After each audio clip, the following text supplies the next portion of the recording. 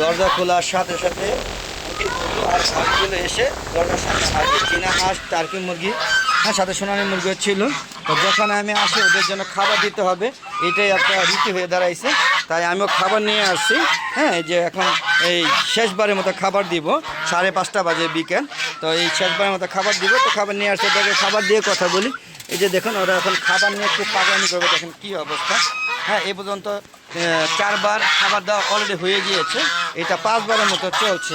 হ্যাঁ, প্রচুর খাবার খায়, বিশেষ করে হাঁসগুলো খাবার খেতে খুবই পছন্দ করে, বিশেষ করে রাজহাঁস, চীনা হাঁস, এরা কিন্তু খাবার খাওয়ার জন্য এক্সপার্ট।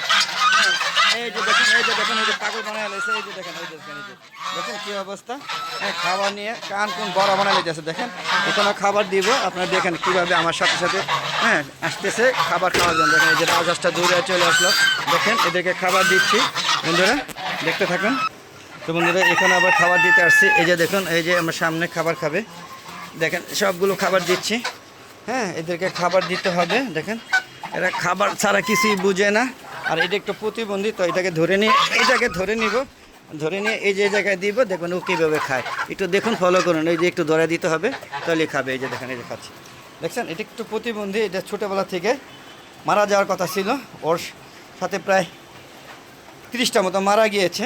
তো এইটাও মারা যেত, এটা কিন্তু ওষুধ খাওয়াইতে ওগুলি পর টিকে না, কিন্তু এটা টিকে গেছে, টিকে গেলো। এটা হয় ওষুধের রিয়াকশান, আর না হলে বেঁচে আছে, সব ঠিক আছে, ও স্বাভাবিকভাবে চলতে পারে। কিন্তু যখন ও একবারে প্রতিবন্ধী হয় তখন এক নাগারে প্রায় ঘন্টা 2 অচল অবস্থায় থাকে, তারপর আস্তে আস্তে আবার স্বাভাবিক হয়।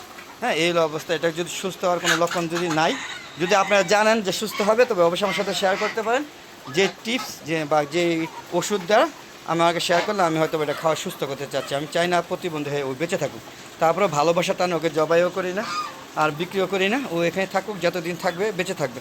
প্রতিবন্ধী ছেলে হোক, মেয়ে হোক, বা বাচ্চা হোক, বা মুরগি হোক, সবগুলোই কিন্তু মায়া লাগে। আপনারও যারা হাঁস মুরগির লাভার, তারা কিন্তু অবশ্যই মায়া লাগবে। দেখেন সব এখানে খাচ্ছে, দেখেন শুধু এখানে না, আমার প্রত্যেকটা জায়গায় খাবার খাচ্ছে, দেখেন।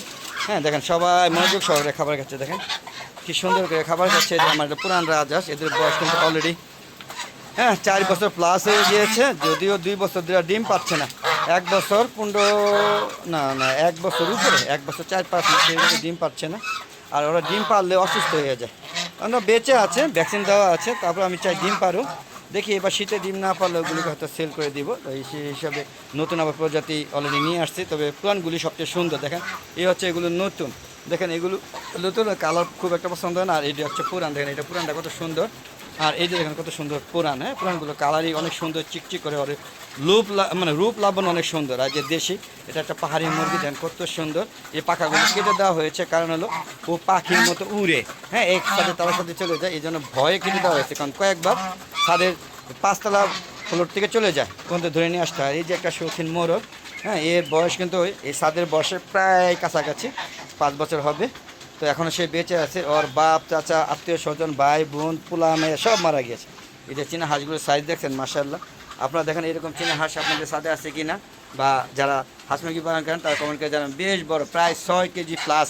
হ্যাঁ, দেখেন এটা 5-5.5 কেজি, একটু কম পেশ আছে। এই যে আর চীনা হাঁসিগুলো, হ্যাঁ আর সাদা চীনা হাঁসা হোক আর যাই হোক, সাদা চীনা হাঁসা খুব একটা বড় হয় না, কালাগুলো বেশ বড় হয়। দেখেন এই প্রজাতির হাঁসগুলো যদি আপনার ডিম নিতে চান বা এরকম হাঁসা নিতে চান, তাহলে যোগাযোগ করবেন, আমি আপনাদের দিতে পারবো। দেখেন কী সাইজ, দেখেন একটা কী দেন, পুরো একটা খাসির বাচ্চা, দেখছেন।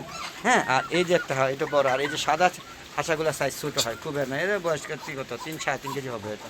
হ্যাঁ, এটা কিন্তু 5 কেজি কাছাকাছি। হ্যাঁ, টার্কি মুরগি আনছিলাম বাচ্চা 2-3টা, একটা মোরগ, 2টা মুরগি, কিন্তু এখন এটা বুঝতেছি না। একটা মোরগ মুরগি কনফার্ম হয়েছে, কিন্তু এটা মোরগটা মুরগিটা শিওর না।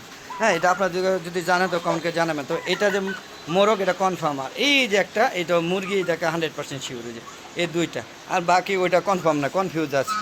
আর এই যে একটা মোরগ, এই যে আমার সাদা লাল রঙের যে মোরগটা, এটা কিন্তু বয়স 5 বছর প্লাস। দেখেন এখনও তার রূপ লাবণ্য ধরে আছে, কিন্তু একটু ল্যাংড়ায়, ও ল্যাংড়ানো ছিল না। ওর পায়ে যে 2টা শিংঠের মতো হয়, হ্যাঁ যখন মেচুর বয়স, সেটা নষ্ট হয়ে গিয়েছে, সেটা হয়ে বড় হয়ে ভেঙে গিয়েছে, মানে বয়সের কারণে।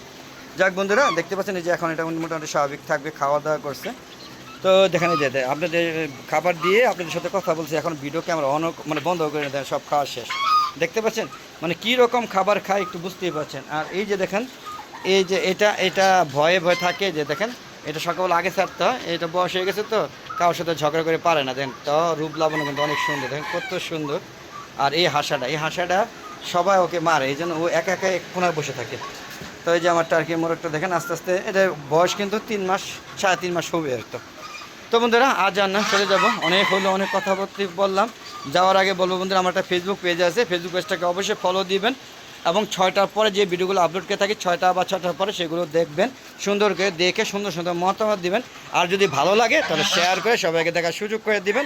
আর বন্ধুরা আপনাদের পাশাপাশি আমার ইউটিউব চ্যানেলের ভিডিওটা দেখার আগে অবশ্যই চ্যানেলটাকে সাবস্ক্রাইব করে পাশে বেল আইকনটা ক্লিক করে দিবেন। তাহলে আমি 4টার পরে বা আগে পরে যখনই ভিডিওটা আপলোড করে থাকি না কেন, সাথে সাথে আপনাদের ইউটিউব চ্যানেল নোটিফিকেশন আকারে চলে যাবে, আপনারা সেটা দেখবেন, উপভোগ করতে পারবেন এবং মজা ভিডিওগুলো দেখে সুন্দর সুন্দর মতামত দিবেন, কমেন্ট করবেন, শেয়ার করবেন।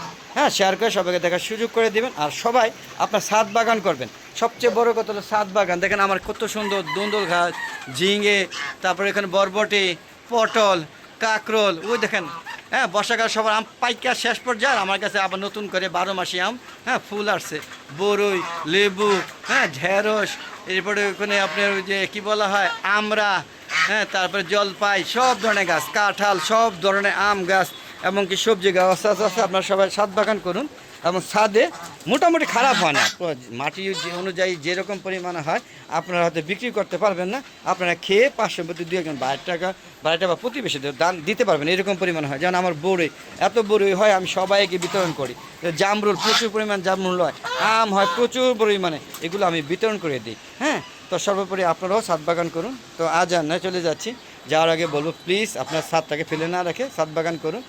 দেখেন যে কত সুন্দর সুন্দর সবজিও বানিয়েছে, যে ডাঁটা শাক, বুঝতেই পারছেন। তো সবজি কিনতে হয় না আল্লাহর রহমতে। আর আপনারা যে লাগিয়ে খান অর্গানিক জিনিস খেতে পারবেন, বিষমুক্ত সবজি খেতে পারবেন, বিষমুক্ত ফল খেতে পারবেন।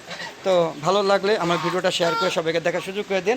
আর ভালো না লাগলে দেখতে থাকেন, আশা করি ভালো লাগবে। তা আজ আর নয়, বিদায় নিচ্ছি। যাওয়ার আগে সবার সুস্বাস্থ্যতা কামনা করে আমরা ভিডিও শেষ করছি। আসসালামু আলাইকুম ওয়া রাহমাতুল্লাহি ওয়া বারাকাতুহু। বন্ধুরা আবার দেখা হবে নতুন কোনো পর্ব নিয়ে, নতুন কোনো ভিডিও নিয়ে। ততক্ষণে আমার হালাদা এগ্রো চ্যানেল আমার ফেসবুক পেজে থাকবে। খুদা হাফেজ, বিদায়।